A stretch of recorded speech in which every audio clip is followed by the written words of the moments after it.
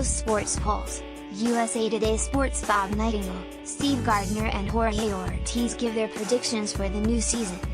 USA Today Sports. Oakland, Shohei Ohtani came to meet the media Sunday with a new friend, the game ball from his first major league victory.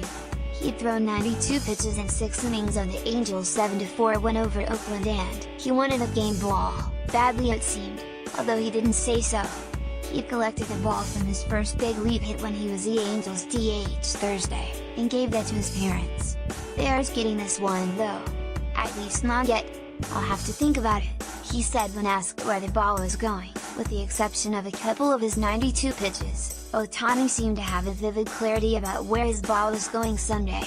Matt Chapman crushed a 3-run homer in the second inning to give the A's a 3-2 lead, but that was the only inning in which Oakland got a hit off Ohtani as he retired 14 of the final 15 men he faced. Major league hitters hit the ball, manager Mike Scioscia said of Ohtani's second inning woes. "Outside of that one stretch of 3 hitters in the second inning, that's about as well as you can pitch." He finished strong in the 5th and 6th. He carried his stuff through 90-plus pitches. "We expected it, but it's good that he got to that marker. He felt good after 92, and I'm sure he had a little bit more in him. More in love maybe." He came off the field after the 6th, patting his chest. The A's' Chris Davis had just missed a hanging splitter and popped it up. "It was a 1-run game. Last thing I wanted to do was give up the big fly and tie the game," Ohtani said through a translator. "I had 2 strikes and I hung it. When I released it, I thought it was going to be a home run. I was pretty lucky right there." Ohtani sat at 98 miles per hour for most of the 6 innings. He hit 100 miles per hour twice, and one of those, a Stephen Piscotty single in front of Chapman's 3rd inning homer, was hit well. For the most part, however, the A's looked as if they hadn't seen him before. And, of course they hadn't, since the 23-year-old is in the US for the first time after playing in Japan. "I thought he had really good stuff," Chapman said. "Luckily he just left that one over the plate. I think he might have been a little excited early and some of those pitches were up in the zone. But he kind of settled down and his split finger started playing off his fastball. It was hard to pick up."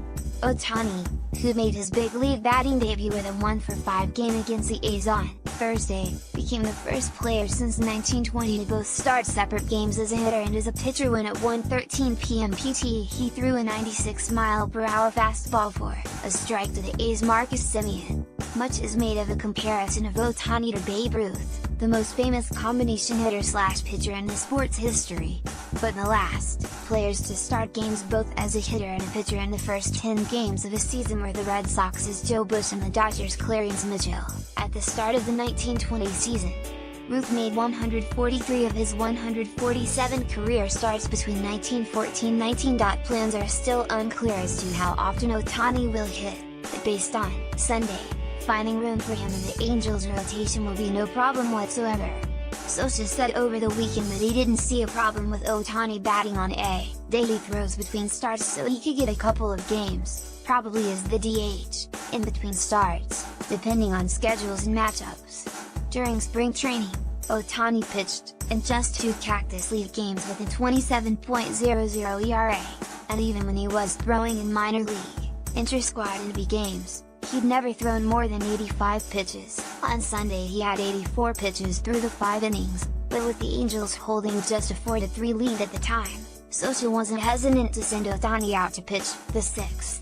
By that time the Angels had reclaimed the lead on an RBI double from Mike Trout and subsequent sacrifice fly from Justin Upton in the 5th. The lead would hold at 4-3 until Ohtani was long since out of the game. The Angels tacked on 3 runs in the 7th and the A's weren't able to do much, until scoring once and loading the bases with 1 out in the 9th before Keenan Middleton got the last 2 out.